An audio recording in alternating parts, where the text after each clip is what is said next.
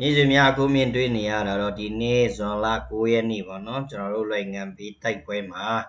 အဲ့ဒီဘက်ချမ်းညောင်ရွှေမျိုးနဲ့ရဲ့တောင်ဘက်ချမ်းမှာရှိတဲ့ပြည်သူလူထုတွေရဲ့နေအိမ်ထဲမှာဒီအကြမ်းဖက်တောင်းကျမ်းသူပြားစစ်ကြောင်းဆိုလားဖားစစ်ကြောင်းဆိုလားမသိဘူးပြည်သူလူထုတွေရဲ့အိမ်အောက်မှာဒီလိုတွေလှုပ်ထားတယ်ပေါ့နော်အဲ့မတွေ့လားအဲ့မှာအိမ်အောက်မှာသူတို့ကာဘာချင်းတွေလှုပ်တယ်ဒါပြည်သူလူထုအိုးအိမ်တွေပြက်စီးတယ်ဆိုတာအဓိကတရားခံဒီကောင်တွေပဲဒီကောင်တွေကဘယ်လောက်ထိရုပ်မှလဲဆိုတာအဲ့မှာကြည့်ဒါပေမဲ့ဒီနေ့ကတော့ဒီကောင်တွေကိုဘိုးမျိုးသားတပ်မတော် PNA ကတော့ရှင်းထုတ်လိုက်တယ်ပေါ့နော်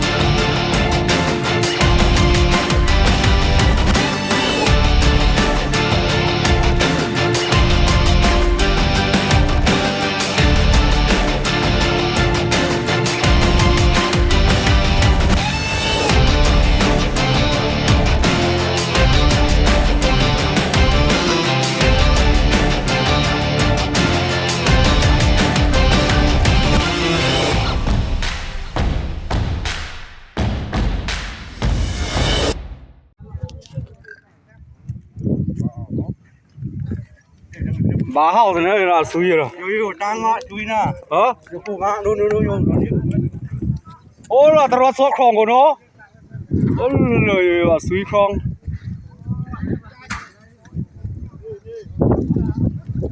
ဘာမှကြာ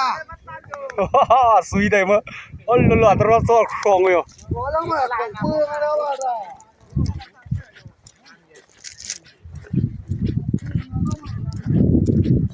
အိုး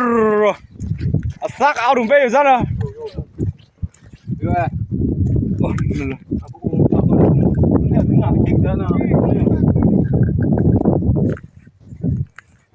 ဖာဘီကောင်ဖာဘီလဲတော့နေသေးတယ်โอ้ยบาลีบาတော့